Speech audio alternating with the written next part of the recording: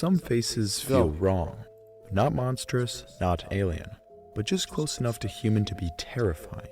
You know the moment when you see it. Something's off. And before your brain can even explain it, That's so true, especially when it's dark and you're looking at someone's face.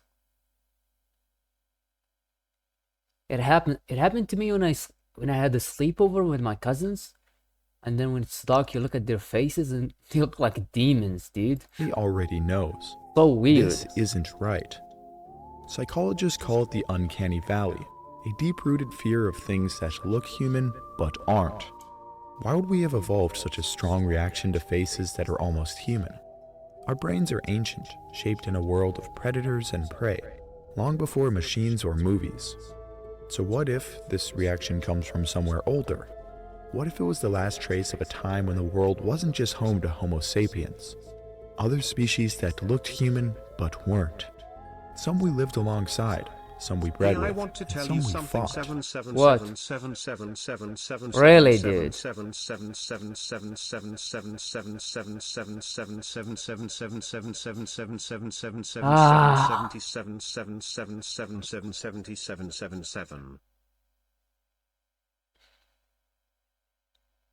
You done? Are you serious, man? You're ruining the scary vibe of the video. Stop, man. Maybe the uncanny valley is more than just an odd quirk, and today we will be breaking it down. The idea of the uncanny valley was first described by Japanese roboticist Masahiro Mori in the 1970s. He noticed that the more human-like a robot became, the more people felt empathy for it, at first. But as it crossed a certain line, something strange happened. Instead of empathy, people felt discomfort, revulsion, even fear. The robot looked too human, but not quite right. The effect dipped into what Mori called the Valley of the Uncanny. And it wasn't just robots.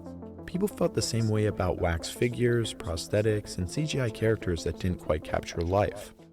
Something about these faces, too close to humans but subtly wrong, triggered an automatic response. You don't have to think about it. It's instant. It's deep in the mind. Oh my god, this is terrifying, dude. I'm gonna be having nightmares tonight. And it begs the question, What why would the we hell? have this instinct at all? Our ancestors didn't evolve alongside robots or movie monsters. The world was filled with wild animals, strange environments, and other humans. Instincts this strong and universal don't arise by accident. They evolve because at some point, they kept our ancestors alive. Think about the fear of snakes. Primates, including humans, are hardwired to fear serpents, and not without reason. In one fascinating study, researchers showed monkeys objects that only vaguely resembled snakes. Even these crude shapes triggered stress responses. Why? Because for millions of years, snakes were deadly predators. Any primate that failed to recognize the danger didn't survive to pass on its genes. Now ask yourself, could the uncanny valley be the same kind of ancient instinct? A warning system designed to help us recognize and fear other kinds of humans? Ones that looked like us but weren't.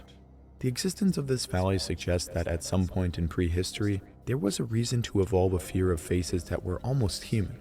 But what or who were we afraid of? For most of our evolution, we weren't alone. Modern humans, aka Homo sapiens, didn't appear on an empty Earth. We emerged in a world already inhabited not only by other hominins but distantly related lines. First of all, our ancestors were not always the dominant species. In fact, for a long time, they were prey more often than predators.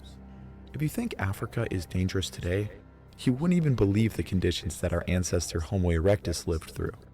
There were massive saber-toothed cats ready to pounce, territorial hippopotamus willing to tear you apart, and plenty of other terrifying creatures. But we didn't just evolve alongside other animals. At this time, there were plenty of other hominids around. Our erectus ancestors would have encountered Homo habilis and Homo rudolfensis, close relatives but distinctly different.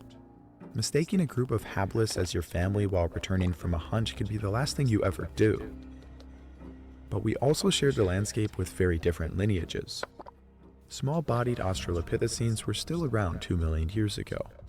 These guys were pretty weird looking, with brains the size of a chimpanzee but standing completely upright.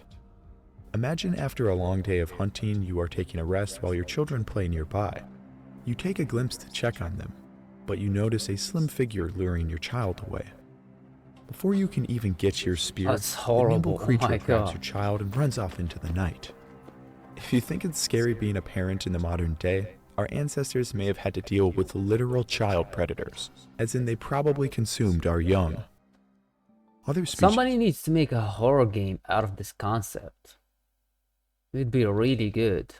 like Paranthropus may have been more passive observers of our day-to-day lives. Some researchers have likened them to the cows of the human lineage, built for eating mass quantities of plant matter. They may not have preyed on our children, but their presence must have been eerie. They walked upright and were clearly related to us, but their proportions were just off. Massive jaws, sloping foreheads, and small and wiry bodies were a clear reminder they were not us. But they weren't the only ones. Other, even more distant apes prowled the Pleistocene landscape. Let's not forget about the ancestors of chimpanzees and gorillas. We only have a few fossils from the ancestors of these species, some of which are found in East Africa. This means we would have undoubtedly crossed paths with them countless times. And while they may seem timid today, partially due to poaching and human technology, I doubt they feared us 2 million years ago. Moving on, there were other primates in Africa that looked like they came straight out of hell. What the hell is this?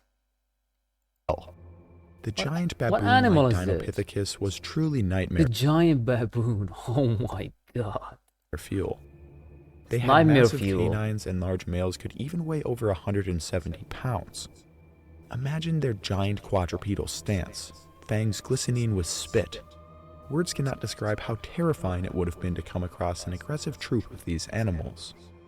Another terrifying animal was Theropithecus. This genus actually survives in a smaller form in the Ethiopian highlands, but during the time of Erectus, they were much larger. In some cases, large males could even weigh up to 160 pounds. And keep in mind, most Homo erectus males were probably only around 130 to 140 pounds. But though these animals were fearsome, we actually have evidence that Homo erectus may have been targeting their young as prey at one site. Check out this video next. This goes to show you that we were not passive actors. Our ancestors undoubtedly partook in the brutal world that raised them. Homo erectus, one of our earliest ancestors, undoubtedly encountered many hominids and primates that were uncanny. But now let's fast forward hundreds of thousands of years later. Our species, Homo sapiens, is on the rise, but we are still not alone. In Africa, we lived alongside Homo naledi, a species with a strange mix of primitive and modern traits. We don't have evidence we interbred with them, despite living alongside them for hundreds of thousands of years. As of 2025, we have only found their remains in a single cave system in South Africa. The weird little hominins may have even placed their dead in the cave as a sort of burial practice. Moving west, we encounter another hominid species, but we haven't found any of their fossils. We only know of them from the DNA of modern West Africans. The goat's lineage interbred with West Africans possibly as late as 50,000 years ago. We still have a lot to learn about this hominid, and hopefully we'll get some fossil evidence soon. When our species actually left Africa, the world only grew stranger. To the north and west, we encountered Neanderthals. They possessed extreme strength, though also intelligence. We have a long and storied history with Neanderthals. Our species first met in Western Asia over 100,000 years ago. As our species continued to spread into Europe, we gradually assimilated with the Neanderthals. These early European modern humans kept Neanderthal features for a long time, but much of them were eventually bred out of the population. As you can see on this map, Europeans retain less than 2% Neanderthal DNA on average, while Asian populations have a little more. But Asia was also home to another species, the Denisovans. This species has proven to be one of the most enigmatic of them all, but we finally discovered a skull of their species, so go check out that video next. Moving further into Southeast Asia, we met the tiny Homo floresiensis, the so-called hobbits, and Homo luzonensis, another small-bodied species. Despite all the differences we had with all these other species, we didn't just fear them. We know for a fact So hobbits existed. back in the day. That That's modern humans interesting. interbred with at least 3 other species: Neanderthals, Denisovans, and a third ghost hominid in Africa. So what does this mean for the Uncanny Valley? If the instinct evolved to protect us from these other humans, why would we also be drawn enough to them to interbreed? Could this explain why faces that are almost human spark such complex reactions, a mix of fear and fascination? Well, there are a couple of hypotheses which could explain the nuances of the Uncanny Valley. Each traces back to deep survival needs. The first is disease avoidance. In a world with no medicine, no doctors, and no understanding of germs, disease could sweep through small bands of humans in days. Outsiders may have been seen as dangerous, possibly carrying with them evil spirits. Funny enough, we actually inherited genital herpes, likely from Paranthropus over 2 million years ago. Could this have been an example where our instincts failed us? Recognizing even subtle signs of illness could mean the difference between life, death, and herpes. Pale skin, odd eyes, jerky, unnatural movements, even a slight change in the way someone held themselves. These were clues that something was wrong. And what is a corpse but the ultimate source of infection? A dead body is still eerily human, but devoid of life. That brings us to the second idea, identifying the dead. For ancient humans, the presence of the dead could mean danger, disease, or predators. Recognizing the death of your kin quickly would have been crucial.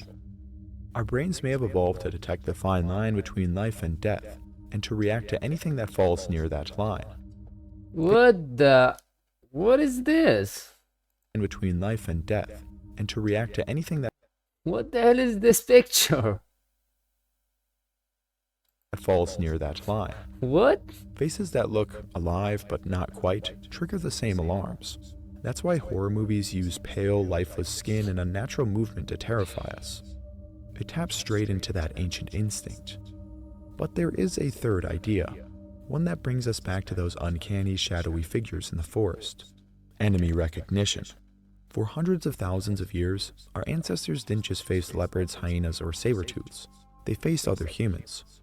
Some were rival bands of Homo sapiens, others were Neanderthals, Denisovans, or late surviving Homo erectus. Close enough to fool the eye, but different enough to trigger caution.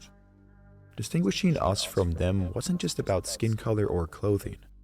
It was about reading the face, the walk, the expression, especially when the stakes were life and death. A Neanderthal stepping into your hunting ground, an Australopithecus lurking near your children. Was this a friend, a potential mate, a killer? The Uncanny Valley may have evolved as a finely tuned warning system, an instinct to instantly assess faces that were almost human but not quite. It may have helped ancient humans react to the very real danger of other hominins, and this would explain why the feeling is so immediate. You have to wonder, could this instinct have been responsible for the extinction of every other species of human? It is possible. Everywhere we went, extinction followed for all the local hominins. Though we did breed with some of them, this may have only happened occasionally. Even today, humans have the tendency to meet the other with hostility. And maybe this is what happened to the other species of humans. So where does this leave us today?